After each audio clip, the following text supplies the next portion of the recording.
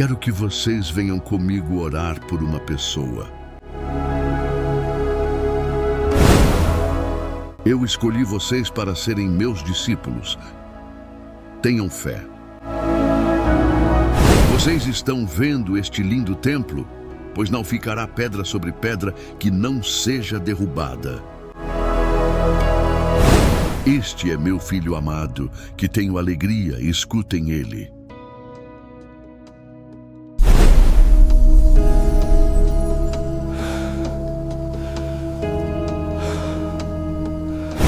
Pai, se for possível, passa de mim este cálice, mas não faça a minha vontade, e sim a sua. Imagine por um momento, você está caminhando pelas areias quentes da Galileia há 2000 anos. O sol mediterrâneo bate forte em seu rosto e, de repente, você vê uma multidão se aglomerando. No centro, um homem de aproximadamente 30 anos fala com uma autoridade que faz o coração disparar. Este é Jesus de Nazaré. Mas aqui está o mistério que poucos ousam questionar. Porque, dentre centenas de seguidores, Jesus escolheu apenas 3 homens para testemunhar seus momentos mais íntimos e sagrados? Porque Pedro, Tiago e João foram os únicos a presenciar a transfiguração? Porque somente eles o acompanharam no Getsêmani, na hora mais sombria da humanidade? Será que foi coincidência? Favoritismo? Ou existe um propósito divino tão profundo que tem escapado aos olhos da cristandade por séculos? A resposta vai chocar você. Porque não se trata apenas de 3 pescadores comuns. Trata-se de 3 arquétipos da alma humana. 3 representações perfeitas dos caminhos que cada um de nós pode trilhar em nossa jornada espiritual. Pedro, o homem de impulso e paixão ardente. Tiago, o guerreiro espiritual sedento de justiça. João, o místico que compreendeu o amor divino.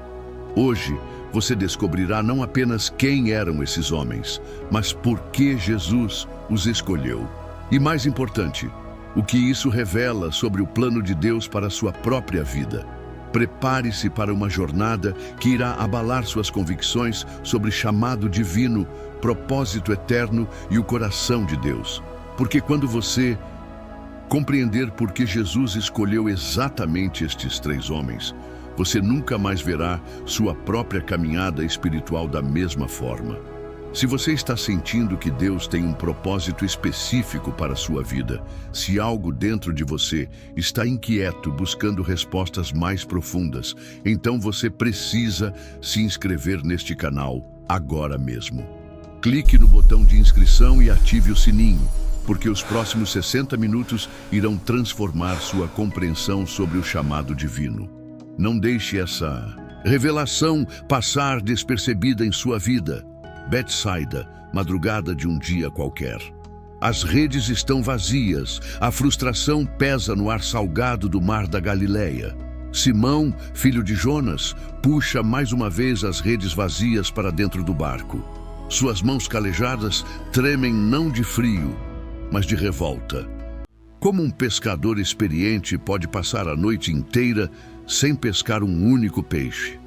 Este homem, que mais tarde seria conhecido como Pedro, a rocha sobre a qual Jesus edificaria sua igreja, neste momento é apenas um pescador fracassado, desesperado, no limite de suas forças.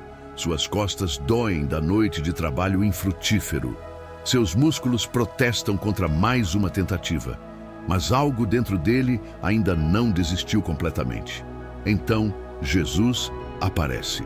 Não com fanfarra ou anúncios celestiais, simplesmente caminha até a praia e pede emprestado o barco para ensinar as multidões. Simão, exausto e irritado, concorda relutantemente. Mas algo acontece quando Jesus fala.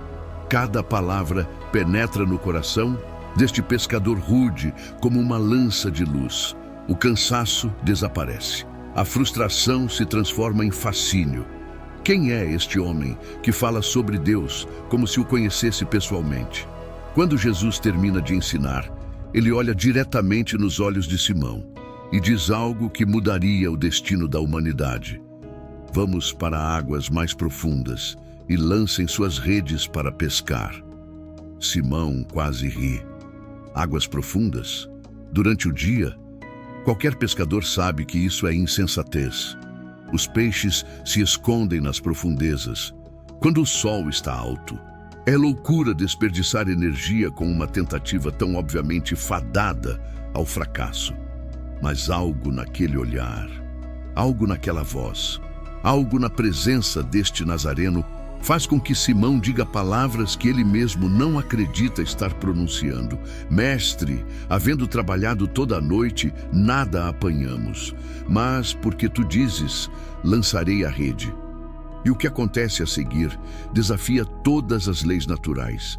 As redes se enchem tanto de peixes que começam a se romper. Não é uma pesca boa, é uma pesca sobrenatural. 2 barcos quase afundam com o peso da pesca milagrosa. Simão nunca tinha visto nada parecido em toda a sua vida de pescador. Neste momento, Simão Pedro faz algo que revela sua verdadeira natureza. Ele não celebra, ele não grita de alegria, ele não pensa nos lucros que terá com tanta pesca. Em vez disso, ele cai aos pés de Jesus e grita: afasta-te de mim, Senhor, porque sou um homem pecador. Este é Pedro, um homem de extremos absolutos, ou tudo ou nada, ou completa descrença ou rendição total, ou adoração intensa ou dúvida devastadora. Não há meio termo na alma de Pedro, e é exatamente por isso que Jesus o escolheu. Veja, Jesus não estava procurando homens perfeitos, ele estava procurando homens transformáveis. E Pedro era o exemplo perfeito de alguém que poderia passar por uma transformação radical. Jesus viu algo em Pedro que nem mesmo Pedro via em si mesmo. Viu além da impetuosidade, além dos erros que viriam, além da negação que marcaria a... Se esta mensagem está edificando sua vida, peço que se inscreva no canal agora. Curta o vídeo, assista até o final e deixe seu comentário. Tudo o que você fizer é muito importante para ajudar este canal a crescer e continuar com a missão de anunciar as palavras de Jesus para o maior número de pessoas possível. Gratidão. E agora, vamos voltar para a mensagem. Noite mais escura da história. Jesus viu uma rocha. Pedro significa pedra, mas Simão era tudo, menos uma pedra estável.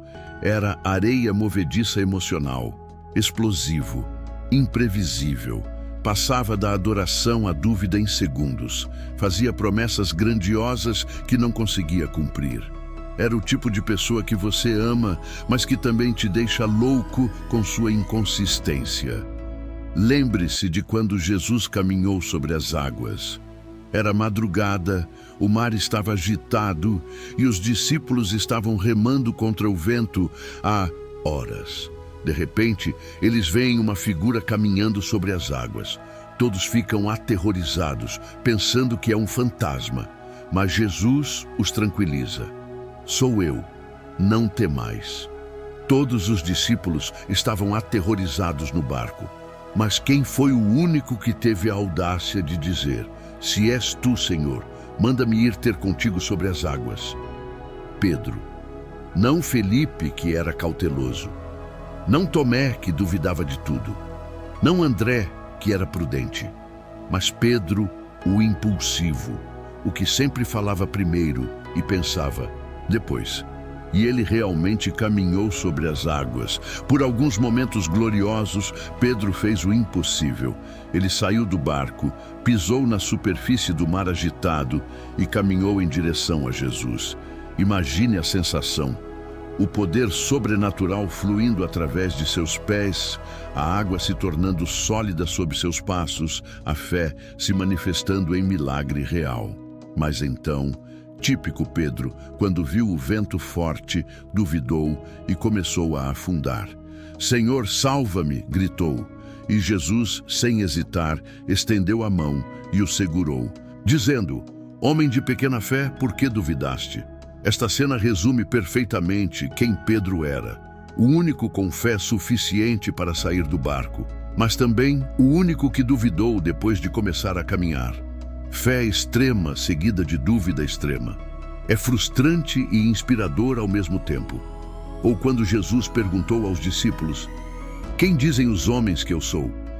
Eles responderam: uns João Batista, outros Elias e outros Jeremias ou um dos profetas. Mas quando Jesus perguntou: "E vós, quem dizeis que eu sou?"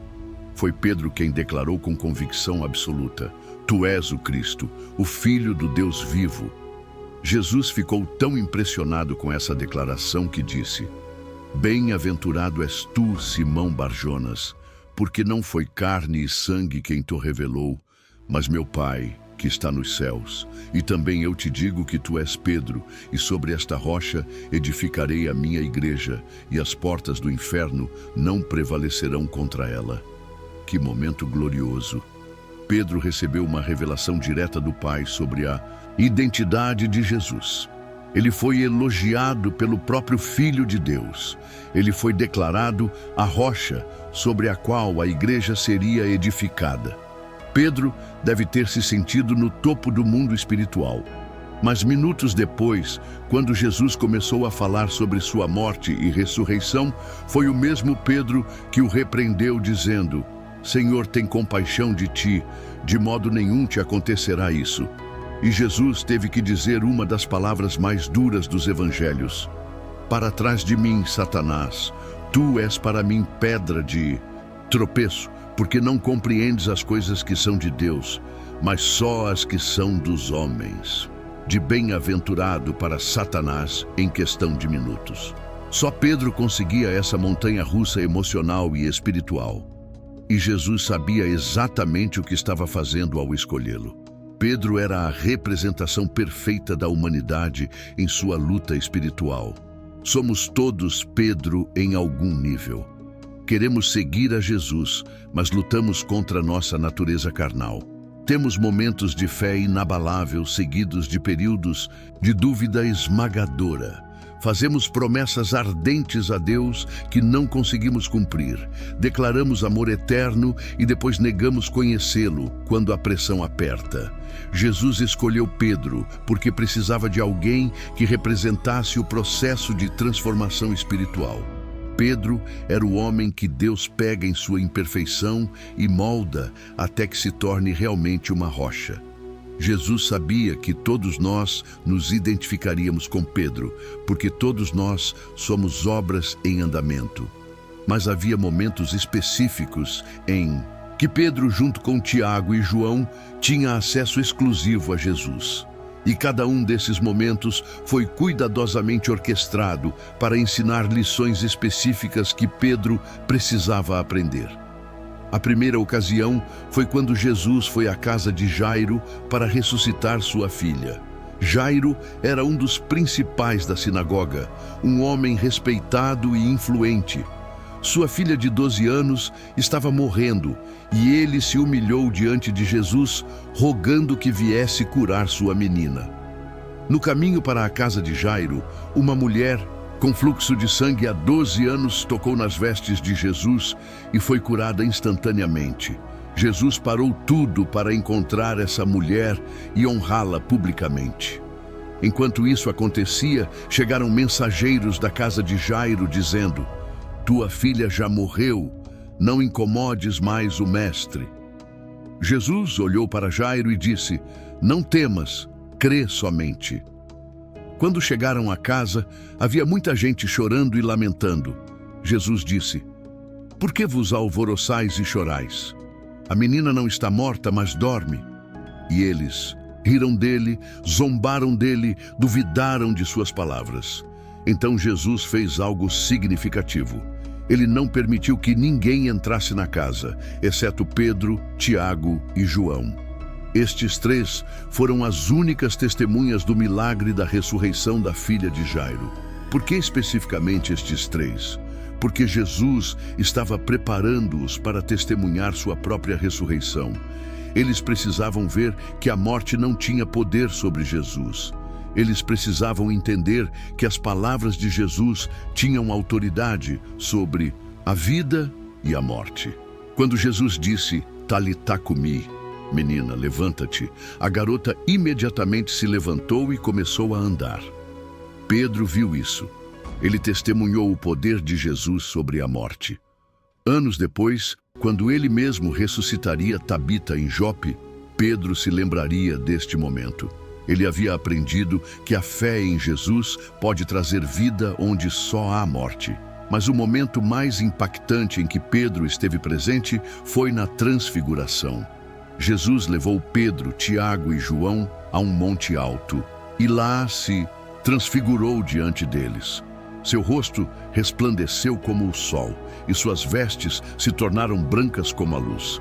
Apareceram Moisés e Elias, conversando com Jesus sobre sua morte, que haveria de se cumprir em Jerusalém.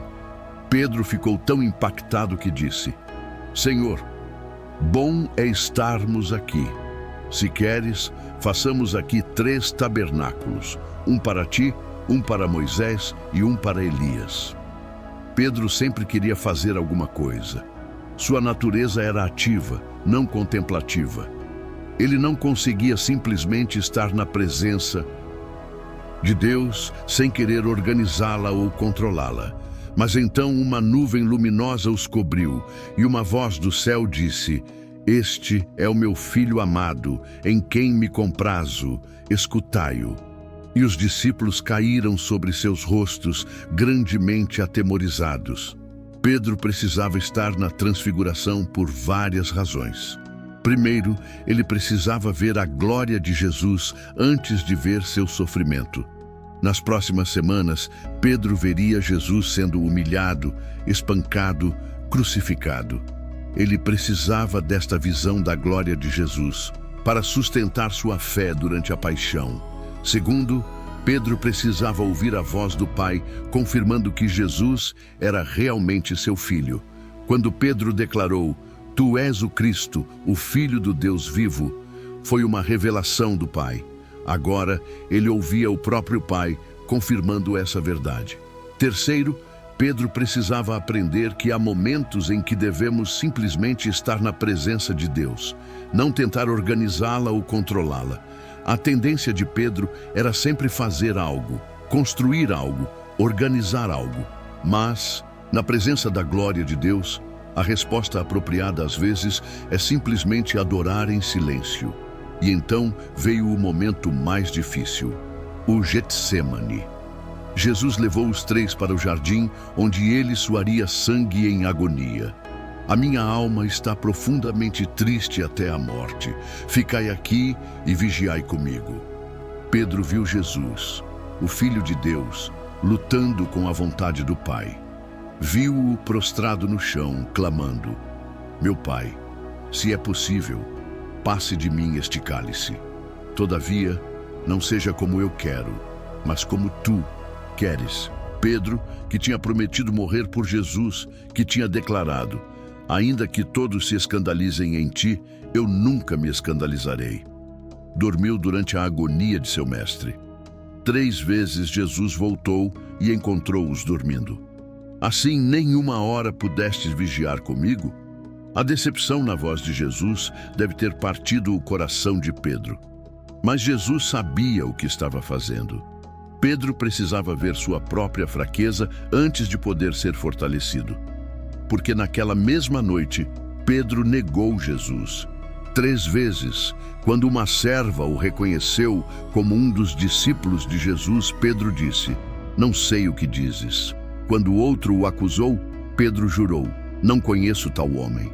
E quando um terceiro insistiu, Pedro começou a praguejar e a jurar, Não conheço esse homem. No momento exato da terceira negação, o galo cantou. E Jesus, que estava sendo levado pelos soldados, olhou para Pedro.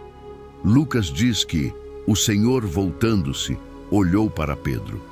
Não foi um olhar de condenação, mas de compaixão. Era como se Jesus estivesse dizendo, Eu já sabia que isso ia acontecer, Pedro. Eu já perdoei você. Aguarde o que vem depois. Pedro saiu dali e chorou amargamente. Mas Jesus já havia preparado esse momento também. Ele havia dito a Pedro, Simão, Simão, Eis que Satanás vos pediu para vos cirandar como trigo, mas eu roguei por ti, para que a tua fé não desfaleça. E tu, quando te converteres, confirma teus irmãos. A conversão de Pedro não foi instantânea. Foi um processo doloroso, humilhante, mas necessário. Jesus estava preparando Pedro para liderar uma igreja cheia de pessoas como ele, imperfeitas, lutando, falhando, mas em processo de transformação. Depois da ressurreição, Jesus encontrou Pedro às margens do mar de Tiberíades. Pedro havia voltado à pesca, talvez pensando que sua jornada como discípulo havia terminado. Mas Jesus tinha outros planos. Simão, filho de Jonas, tu me amas mais do que estes? Jesus perguntou 3 vezes, dando a Pedro a oportunidade de desfazer suas 3 negações com 3 declarações de amor. Apacenta as minhas ovelhas, Jesus disse. Pedro estava sendo restaurado e recomissionado. Pare um momento e deixe seu comentário agora. Você se identifica com a jornada de Pedro? Já passou por momentos de grande fé seguidos de dúvidas devastadoras? Já fez promessas a Deus que não conseguiu cumprir? Compartilhe sua experiência nos comentários. Você não está sozinho nesta caminhada. 40 dias depois, no Pentecostes, Pedro se levantou diante de milhares de pessoas e pregou o primeiro sermão da igreja cristã. O homem que havia negado Jesus por medo de uma serva, agora declarava corajosamente: seja conhecido de toda a casa de Israel que a esse Jesus, a quem vós crucificastes, Deus o fez Senhor e Cristo. 3.000 pessoas se converteram naquele dia. Pedro, o homem que Jesus havia chamado de Satanás, agora era o instrumento através do qual milhares entravam no reino de Deus. A transformação estava completa? Não completamente. Pedro ainda teria seus momentos de inconsistência, como quando se retirou da mesa com os gentios por medo dos judaizantes. Mas a direção geral de sua vida estava estabelecida. Pedro se tornou exatamente o que Jesus viu nele desde o início: uma rocha, não perfeita, mas sólida, não infalível, mas confiável, não sem falhas, mas transformada. Pedro nos ensina que Deus não escolhe os perfeitos, Ele aperfeiçoa os escolhidos. Agora vamos mergulhar na personalidade e jornada do segundo membro deste trio, extraordinário, Tiago, o filho de Zebedeu.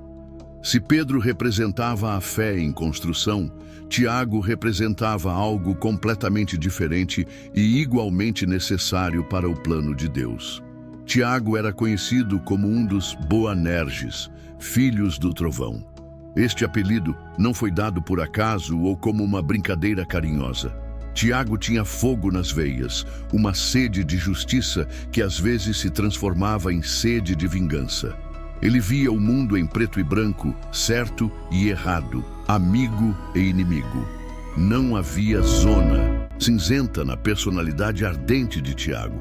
Para entender Tiago, precisamos entender o contexto político e religioso da Palestina do primeiro século. Os judeus viviam sob ocupação romana há décadas. O templo, o centro de sua vida religiosa, estava sob controle de sumos sacerdotes corruptos nomeados por Roma. Os impostos eram esmagadores. A identidade nacional judaica estava sendo suprimida. Neste ambiente, havia diferentes grupos com diferentes estratégias. Os fariseus tentavam preservar a pureza através da observância rigorosa da lei. Os saduceus colaboravam com Roma para manter seus privilégios. Os essênios se isolavam no deserto esperando a intervenção divina. E os zelotes pregavam a revolução armada contra os invasores. Tiago tinha sangue zelote correndo em suas veias.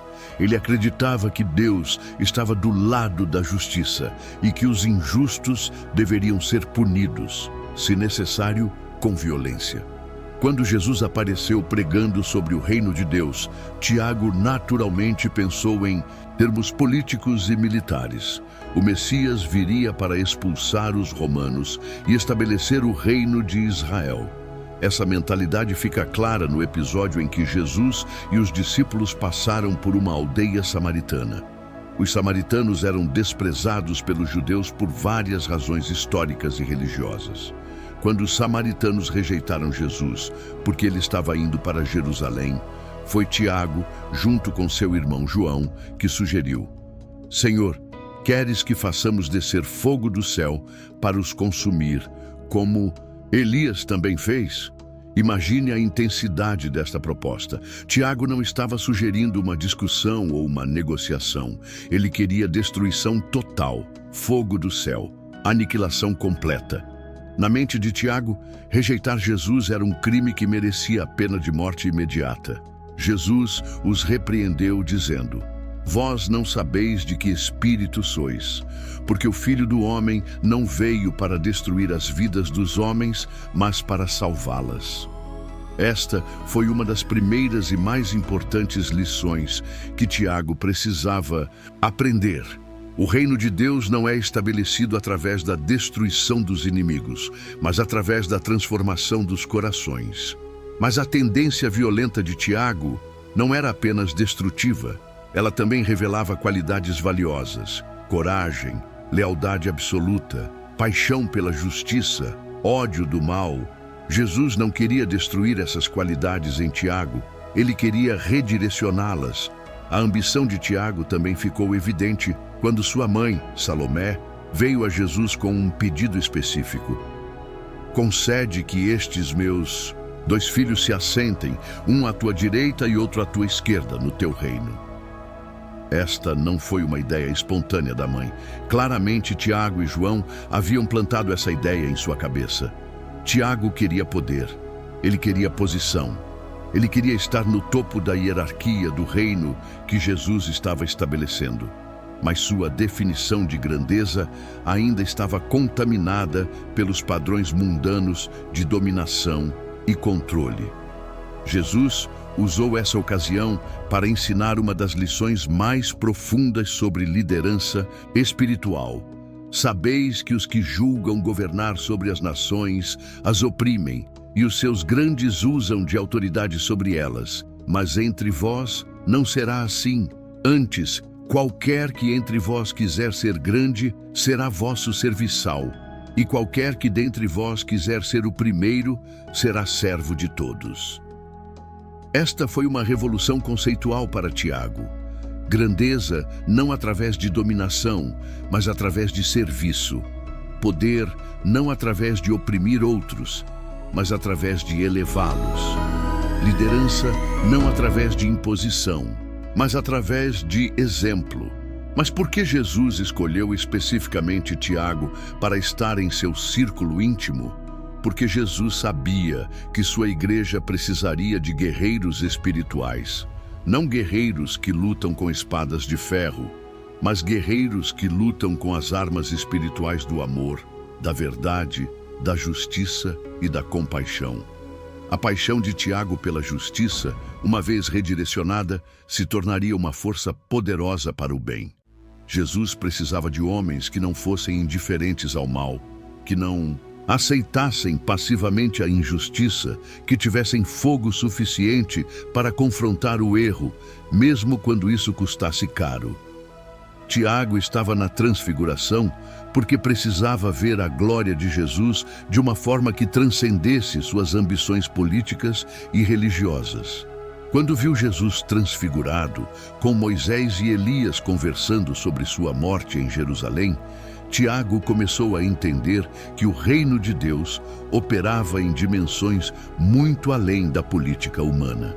Moisés representava a lei, a justiça de Deus, expressa em mandamentos. Elias representava os profetas, o chamado ao arrependimento e à obediência. Jesus era o cumprimento de ambos, a justiça de Deus satisfeita através do sacrifício e o chamado profético realizado através do exemplo perfeito. Tiago viu que a verdadeira batalha não era contra Roma ou contra os samaritanos. A verdadeira batalha era contra o pecado, contra a injustiça sistêmica, contra a opressão dos fracos pelos poderosos. Mas essa batalha seria vencida não através da violência, mas através do amor sacrificial. No Getsêmani, Tiago viu Jesus, o Rei dos Reis, suando sangue em submissão ao Pai. Este homem que queria fazer descer fogo do céu precisava ver que mesmo Jesus, em sua humanidade, lutou para se submeter à vontade do Pai. A verdadeira força não está em impor nossa vontade, mas em nos rendermos à vontade de Deus. Tiago viu Jesus sendo preso, julgado injustamente, açoitado, crucificado. Viu o homem mais justo que já viveu sendo tratado como criminoso. E, pela primeira vez, Tiago entendeu que seguir a Jesus não significava escapar do sofrimento, mas encontrar significado no sofrimento. Depois da ressurreição e do Pentecostes, Tiago se tornou um dos líderes da igreja em Jerusalém. Sua paixão ardente agora era canalizada para espalhar o Evangelho, para defender os oprimidos, para confrontar a injustiça através do amor ao invés da violência. Tiago foi o primeiro dos 12 apóstolos a morrer como mártir. Por volta do ano 44 d.C., o rei Herodes Agripa lhe ordenou sua execução por espada. Lucas registra simplesmente: naquele mesmo tempo, o rei Herodes estendeu as mãos sobre alguns da igreja para os maltratar e matou à espada Tiago, irmão de João. Mas a morte de Tiago não foi em vão. Ele havia aprendido a diferença entre morrer por orgulho e morrer por amor. Morrer por vingança e morrer por justiça. Morrer como um zelote e morrer como um seguidor de Cristo. Tiago representava todos aqueles que têm um coração ardente por Deus, mas que precisam aprender a canalizar essa paixão de forma sábia e amorosa. Ele nos ensina que o zelo por Deus é uma qualidade valiosa, mas que deve ser temperado pela sabedoria, guiado pelo amor e direcionado para propósitos eternos ao invés de ambições temporais. A igreja de hoje ainda precisa de Tiagos, pessoas que não são indiferentes ao mal, que se indignam com a injustiça, que têm paixão suficiente para lutar pelas causas certas. Mas esses guerreiros espirituais devem lutar com as armas do reino de Deus: amor, verdade, compaixão, serviço, sacrifício. E isso nos leva ao terceiro membro deste trio extraordinário: João, o discípulo amado. Se Pedro representava a fé em construção e Tiago representava a paixão pela justiça, João representava algo que transcendia ambos: o amor divino em sua forma mais pura e madura. João era o mais jovem dos 12, provavelmente ainda adolescente quando começou a seguir Jesus. Alguns estudiosos sugerem que ele tinha entre 15 e 17 anos, quando se tornou discípulo. Mas não se deixe enganar pela juventude ou pela descrição como discípulo amado. João também era um filho do trovão, lembre-se. Ele também queria fazer descer fogo do céu sobre os samaritanos. Ele também queria se sentar à direita ou esquerda de Jesus no reino. A juventude de João, no entanto, foi uma vantagem em seu processo de transformação. Enquanto Pedro tinha que desaprender décadas de padrões estabelecidos e Tiago tinha que redirecionar anos de paixão mal direcionada, João era jovem o suficiente para ser moldado desde o início. João provavelmente veio de uma família próspera. Seu pai, Zebedeu, tinha empregados em seu negócio de pesca, e João parece ter tido acesso ao sumo sacerdote em Jerusalém, sugerindo conexões sociais de alto nível. Mas João deixou tudo isso para seguir a Jesus. A transformação de João foi gradual, mas profunda. Nos primeiros anos de ministério, ele estava tão focado em posição e poder quanto Tiago. Mas algo aconteceu durante os 3 anos com Jesus que mudou fundamentalmente sua perspectiva sobre o que realmente importa. O ponto de virada parece ter sido quando João começou a realmente ouvir e absorver os ensinamentos de Jesus sobre o amor. Enquanto outros discípulos se concentravam na chegada do reino, na expulsão dos romanos, na restauração de Israel, João se concentrava nas palavras de Jesus sobre amar uns aos outros. João é o único evangelista que registra o discurso do cenáculo, onde Jesus passa capítulos inteiros falando sobre amor. Um novo mandamento vos dou, que vos ameis uns aos outros. Como eu vos amei, também vós vos ameis uns aos outros. Nisto, todos conhecerão que sois meus discípulos, se vos amardes uns aos outros. João também é o único que registra a parábola da videira. Eu sou a videira, vós as varas. Quem está em mim e eu nele, este dá muito fruto, porque sem mim nada podeis fazer. João entendeu que a vida cristã não é sobre o que fazemos para Deus, mas sobre permitir que Deus viva através de nós. Durante a última ceia, João recebeu um privilégio especial que revela sua relação única com Jesus. Ele se reclinou sobre o peito de Jesus, uma posição de intimidade que nenhum dos outros discípulos ocupou.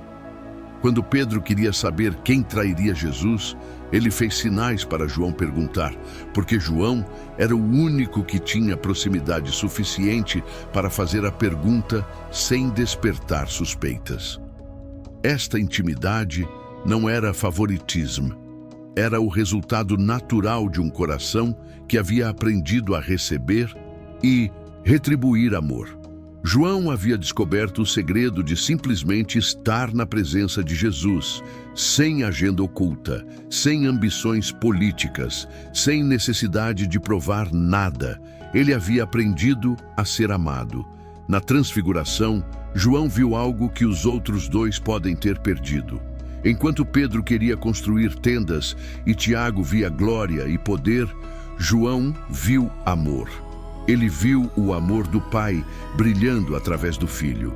Ele entendeu que a transfiguração não era apenas uma demonstração de poder, mas uma revelação de amor, o amor eterno entre o Pai e o Filho, sendo manifestado no tempo e no espaço.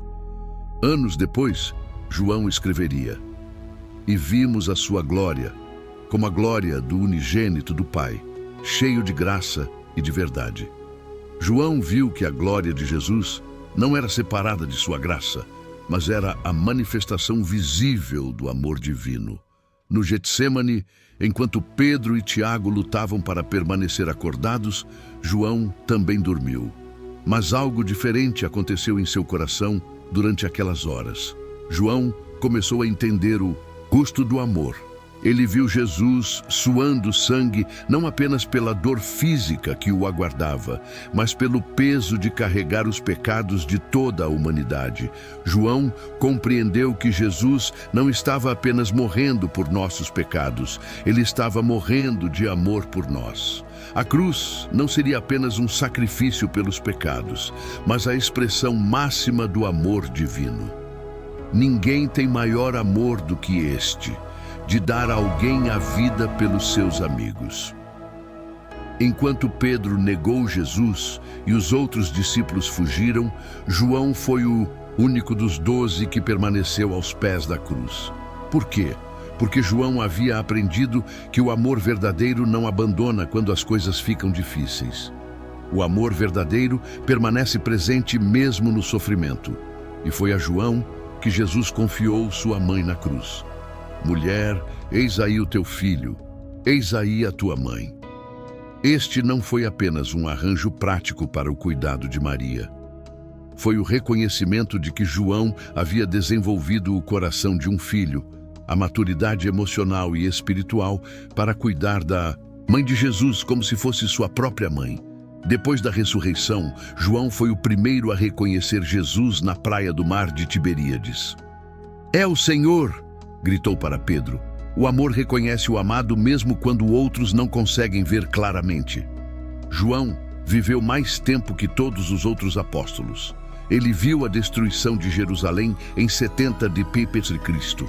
Viu a igreja se espalhar pelo mundo romano. viu perseguições, heresias, divisões. Mas através de tudo isso, João permaneceu focado no essencial: o amor de Deus revelado em Jesus Cristo. Em seus últimos anos, exilado na ilha de Patmos, João recebeu a revelação do Apocalipse. Mas mesmo nessa visão do fim dos tempos, do julgamento final, das batalhas cósmicas entre o bem e o mal, o tema central permanece o amor. Aquele que tem sede, venha, e quem quiser tome de graça da água da vida. A tradição diz que quando João era muito idoso e não conseguia mais pregar sermões longos, ele simplesmente repetia: filhinhos, amai-vos uns aos outros. Quando perguntavam por que ele sempre dizia a mesma coisa, João respondia: porque é o mandamento do Senhor, e se apenas isto se fizer, basta.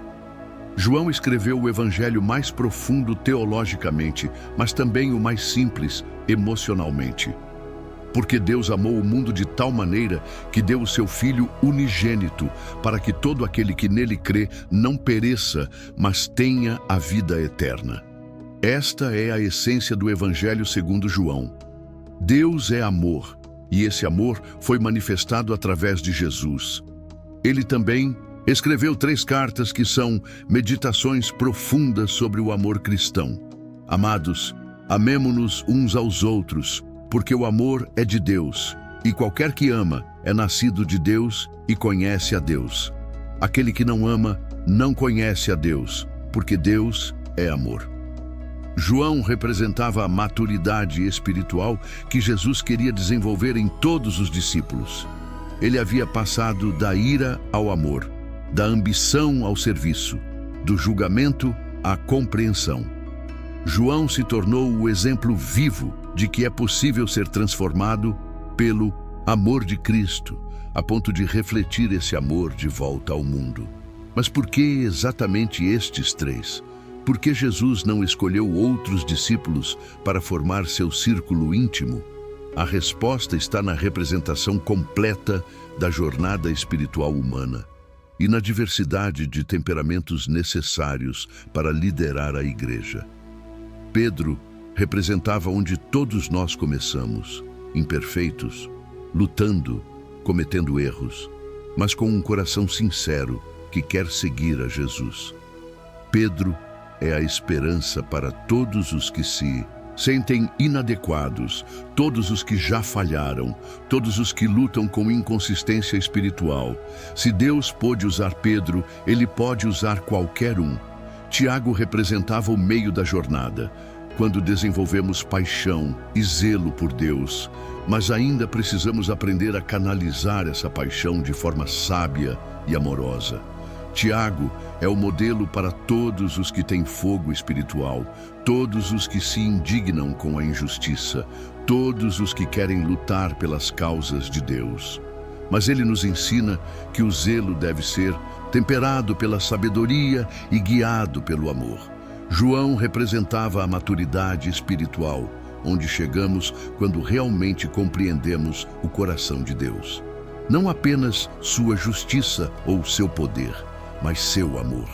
João havia aprendido que o maior mandamento não é julgar os outros, mas amá-los como Cristo nos amou. Jesus precisava destes 3 como testemunhas porque cada um deles representava uma face diferente de sua natureza e missão. Pedro testemunharia da humanidade de Jesus, de que ele realmente entende nossas lutas e falhas. Tiago testemunharia da justiça de Jesus, de que ele realmente se importa com o certo e o errado. João testemunharia do amor de Jesus, de que tudo o que ele fez foi motivado por amor incondicional pela humanidade.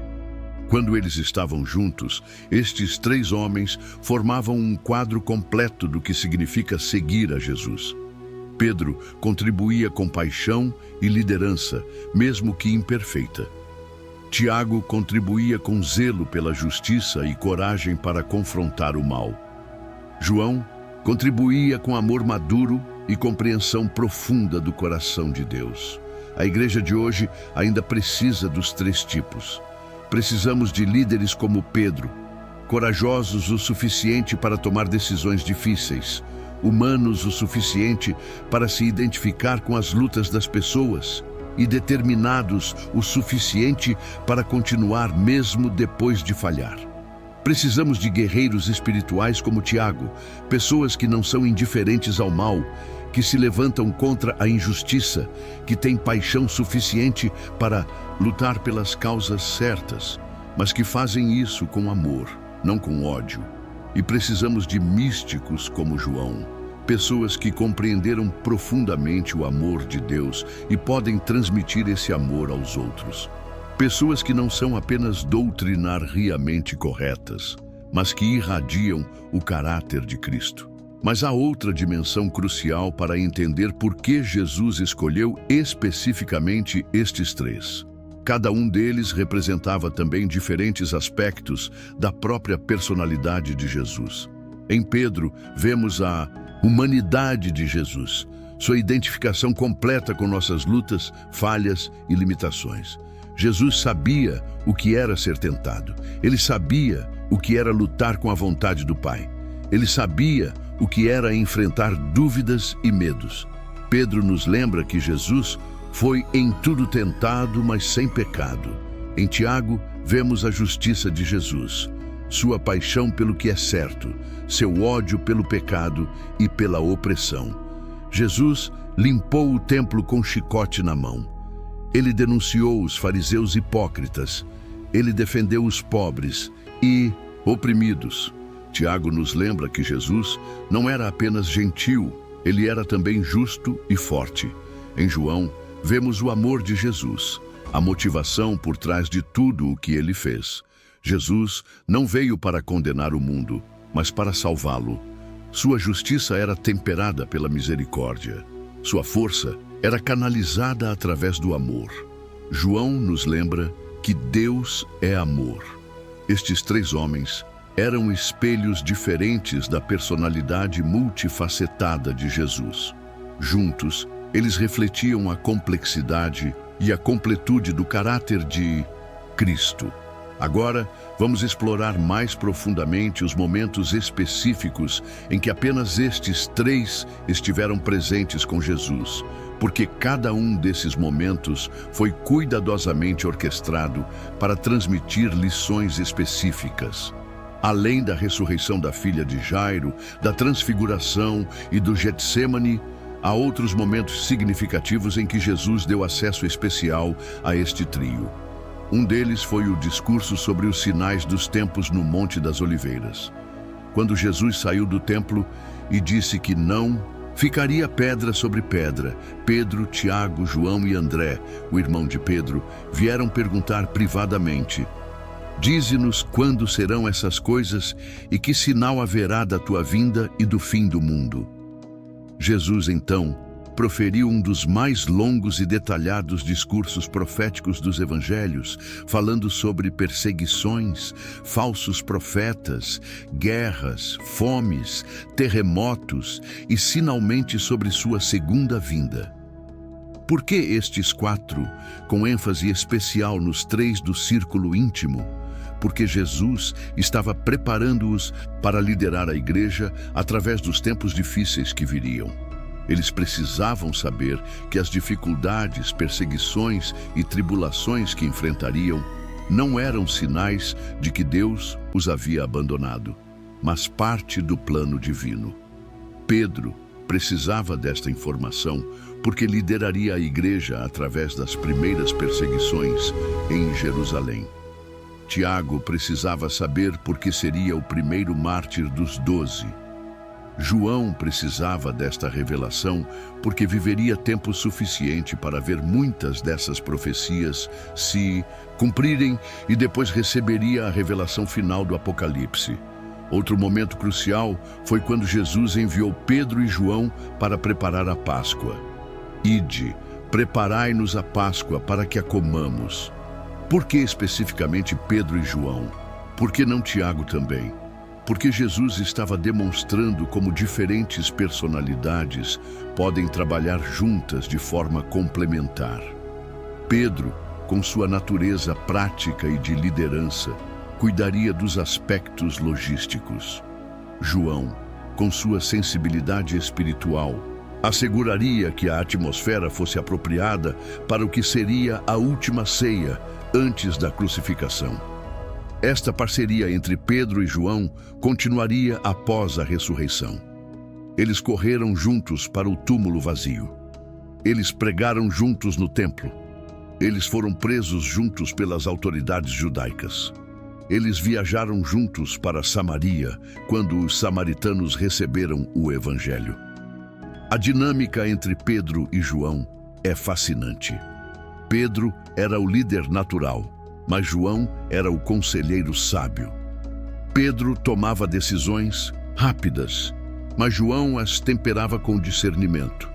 Pedro falava com autoridade, mas João adicionava profundidade teológica. Lucas registra um momento interessante quando Pedro e João foram presos após curar um coxo no templo.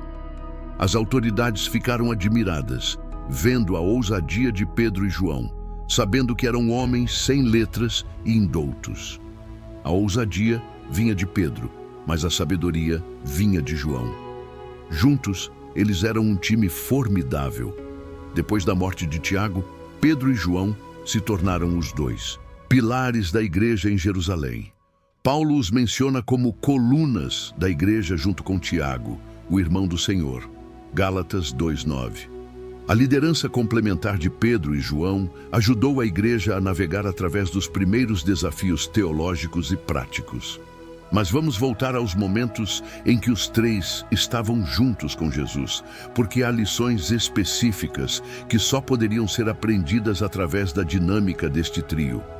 Na transfiguração, cada um dos três reagiu de forma diferente à glória de Jesus. Pedro queria fazer algo, construir tendas. Tiago ficou impressionado com o poder e a glória. João absorveu o amor e a intimidade entre o Pai e o Filho. Estas reações revelam os diferentes dons espirituais e temperamentos que Jesus queria na liderança da sua igreja. Pedro representava o dom da liderança, a tendência natural de organizar, dirigir, tomar iniciativa. Tiago representava o dom do discernimento, a capacidade de distinguir entre certo e errado, de ver as questões em termos morais claros. João representava o dom da contemplação, a capacidade de mergulhar nas profundezas espirituais e extrair insights profundos. No Getsêmani, os três falharam igualmente. Todos dormiram quando deveriam ter vigiado. Mas Jesus não os abandonou por causa desta falha. Ele os entendeu e os perdoou. Esta foi uma lição crucial. O ministério cristão não é sobre perfeição, mas sobre perseverança. Não é sobre nunca falhar, mas sobre continuar mesmo depois de falhar. A falha no Getsêmani também ensinou aos três que eles eram completamente dependentes da graça de Deus. Pedro não era naturalmente uma rocha, ele se tornou uma através da obra de Deus. Tiago não era naturalmente pacífico, ele aprendeu a canalizar sua paixão através da orientação divina. João não era naturalmente amoroso, ele foi transformado pelo amor de Cristo. Esta dependência da graça se tornaria um tema central em seus ministérios posteriores. Pedro escreveria sobre a multiforme graça de Deus. João escreveria que, da sua plenitude, todos nós recebemos, e graça por graça. Tiago, antes de morrer, havia aprendido que a verdadeira grandeza vem não de nossas próprias forças, mas da graça de Deus operando através de nossa fraqueza. Jesus também usou a dinâmica entre os três para ensinar lições sobre relacionamentos no reino de Deus. Quando a mãe de Tiago e João pediu posições especiais para seus filhos, os outros 10 discípulos se indignaram. Jesus usou esta tensão para ensinar sobre liderança serva. Mas note que Pedro não estava entre os indignados, mesmo sendo claramente o líder do grupo. Por que Pedro não ficou com ciúmes do pedido de Tiago e João?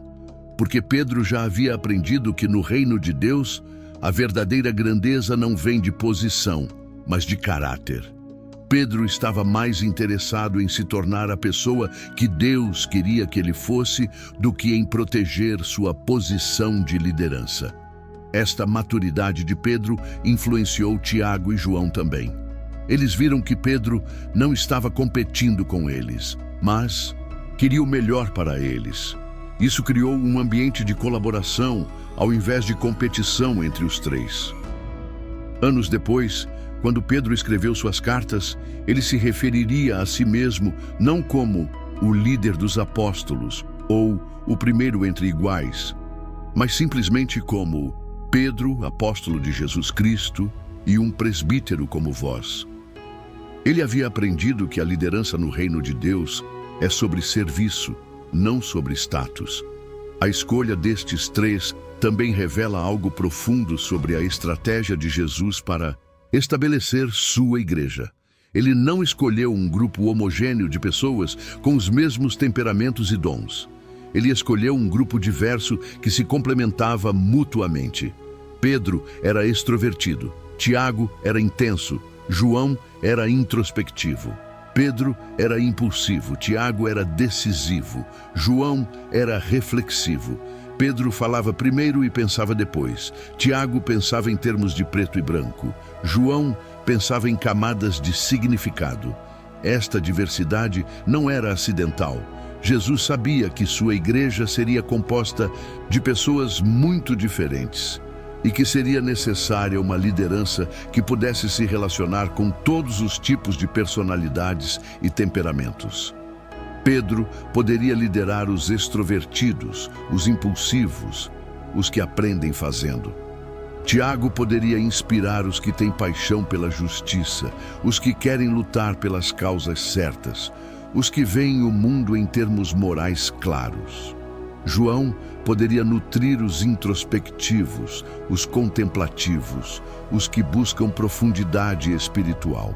Juntos, eles formavam um time de liderança que poderia alcançar toda a gama da experiência humana.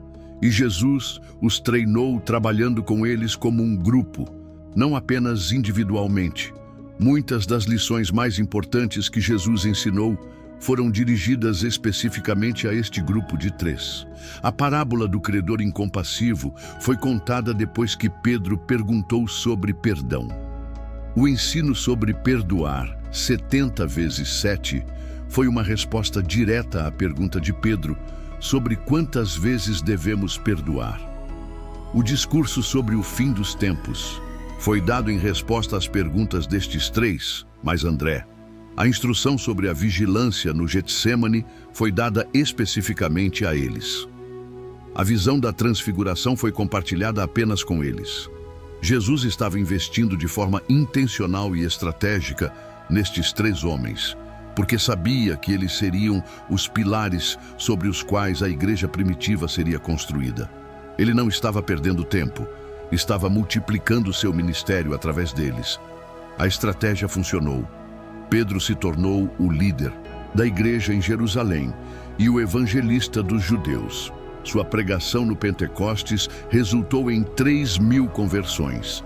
Sua liderança durante os primeiros anos críticos da igreja foi essencial para estabelecer as bases doutrinárias e práticas que duraram por séculos.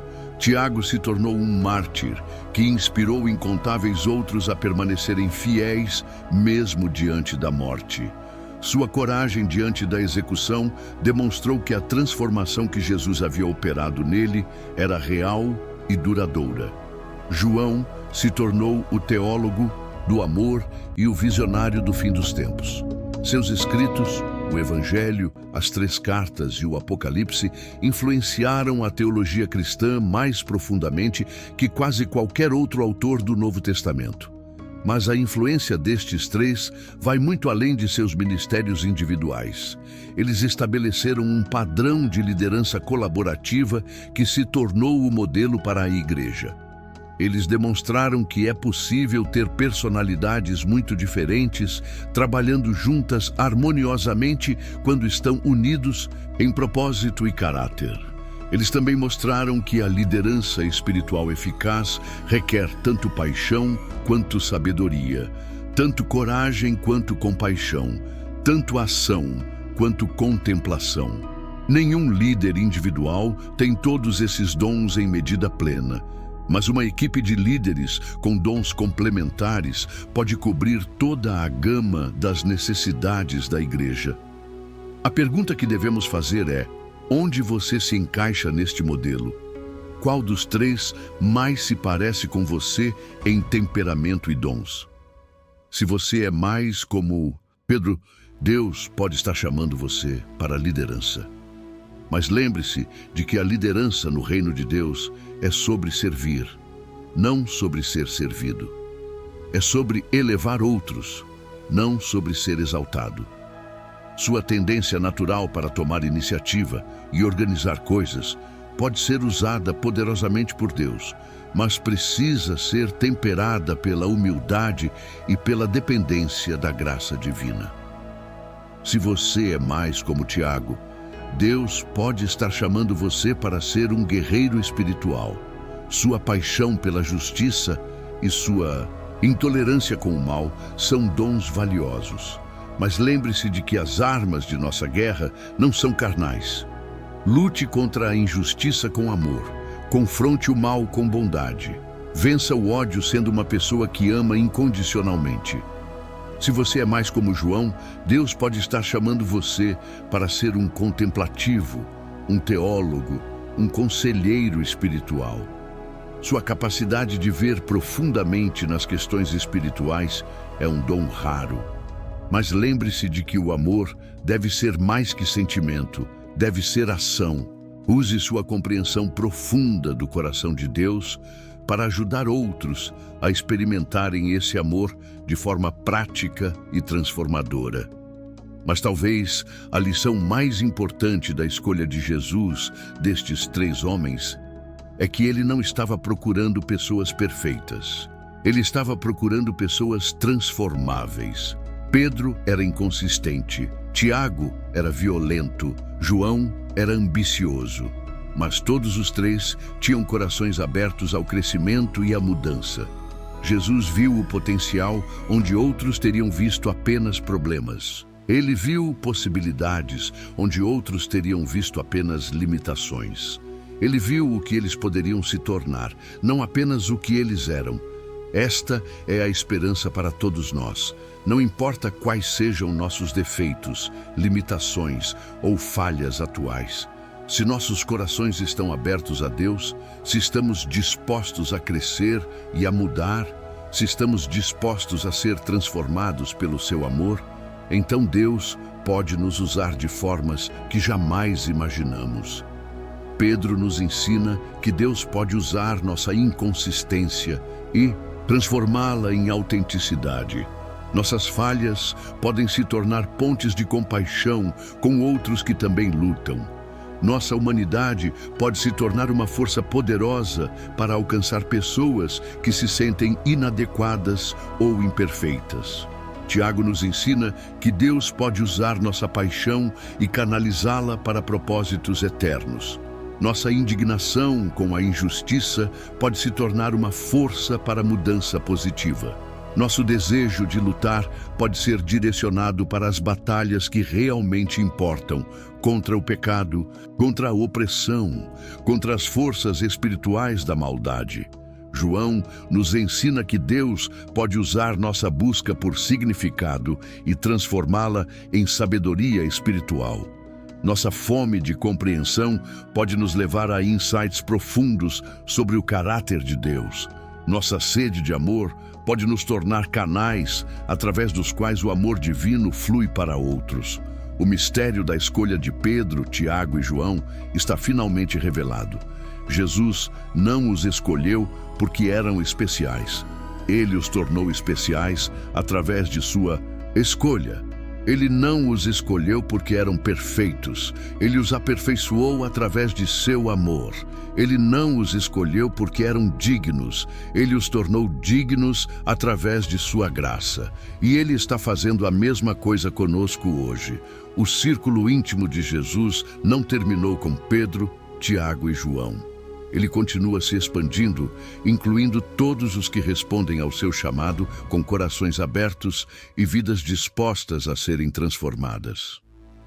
A pergunta final não é se somos qualificados para fazer parte do círculo íntimo de Jesus. A pergunta é se estamos dispostos a permitir que Ele nos transforme até que nos tornemos qualificados. A pergunta não é se somos dignos do seu amor. A pergunta é se estamos dispostos a receber esse amor e permitir que Ele mude quem somos. Pedro, Tiago e João começaram como pescadores comuns da Galileia. Eles terminaram como pilares da Igreja Universal. A mesma transformação está disponível para nós hoje. O mesmo Jesus que os chamou está nos chamando. O mesmo poder que os transformou está disponível para nos transformar. A jornada deles nos mostra que a transformação é possível, mas não é fácil. Requer tempo, paciência, falhas e recomeços. Requer humildade para admitir quando estamos errados e coragem para continuar tentando. Requer fé para acreditar que Deus pode nos usar, apesar de nossas limitações. Mas o resultado final vale qualquer sacrifício necessário. Pedro se tornou a rocha que Jesus viu nele desde o início. Tiago se tornou o guerreiro espiritual que deu sua vida por amor ao Evangelho. João se tornou o apóstolo do amor que influenciou a igreja por gerações. Você pode ser o próximo. Sua história de transformação pode ser a próxima a inspirar multidões. Seu relacionamento íntimo com Jesus pode ser o próximo a impactar o mundo para a eternidade. O convite está diante de você. Jesus está estendendo a mesma mão que estendeu para Pedro na praia da Galileia, para Tiago no barco de Zebedeu, para João quando ainda era um jovem em busca de propósito. Vem e segue-me, ele diz. Não porque você é perfeito, mas porque ele pode te tornar perfeito. Não porque você é digno, mas porque ele pode te tornar digno.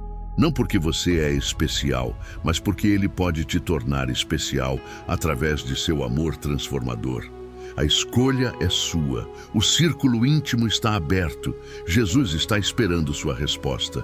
Parabéns por ter chegado até aqui. Deixe seu comentário e compartilhe este vídeo para mais pessoas. E assista os outros vídeos do canal. Gratidão e Deus te abençoe.